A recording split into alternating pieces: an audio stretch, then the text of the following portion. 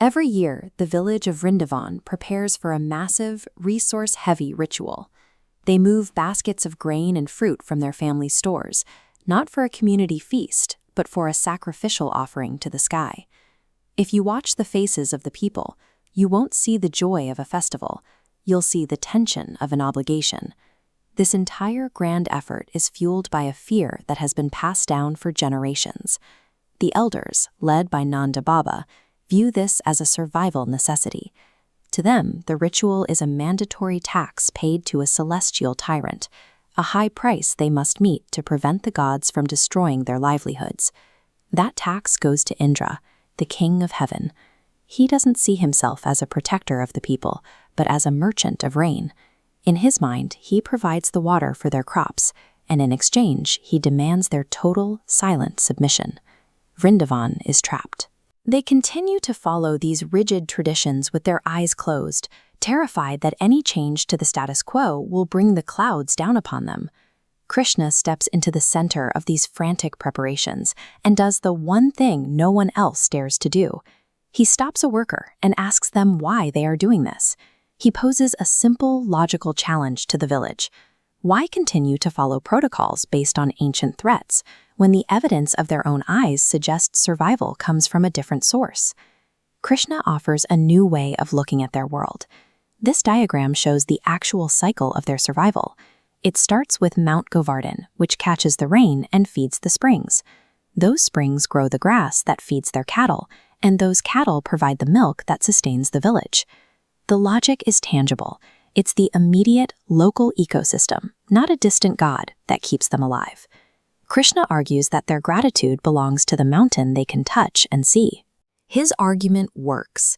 For the first time, the villagers stop worrying about the abstract authority in the clouds and start honoring the physical reality of the land that actually supports them.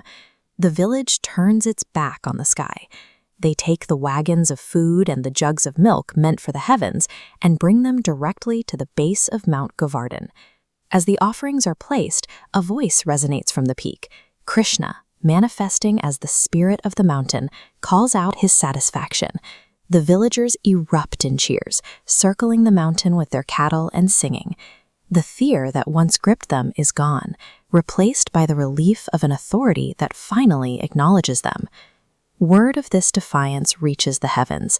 For Indra, the news is a shock that breaks his sense of absolute control over the world below. Indra isn't upset because he lost the food or the grain. His rage comes from the realization that the people of Vrindavan are no longer afraid of him. His power was built on their terror, and without it, he feels his status slipping away. This shows how power often functions. When leadership is based on ego rather than service, any move toward independence is treated as an act of war. A leader who demands worship will always turn to violence when that worship is withdrawn. Indra retaliates with everything he has. He sends a supernatural storm to drown the village, drowning the community that prioritized logic over his ego. For 6 days, the village is hammered by water and wind. The initial joy of their rebellion fades into panic. Families huddle together, wondering if they made a fatal mistake by questioning the old ways. At the peak of the flood, Krishna steps forward. He reaches down to the base of the mountain they just finished honoring, and he lifts the entire massive weight of Mount Govardhan into the air, balancing it on the tip of his finger. The mountain they chose to respect now becomes their physical protector.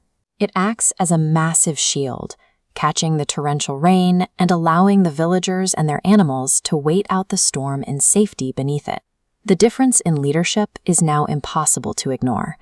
Indra uses his power to destroy the people who don't praise him, while Krishna uses his to protect those who trust in the truth. The storm eventually breaks. Indra looks down and sees that his most violent efforts couldn't move a single child or harm a single cow. He realizes that his force has been rendered useless by a higher logic. The king of the gods descends to the earth.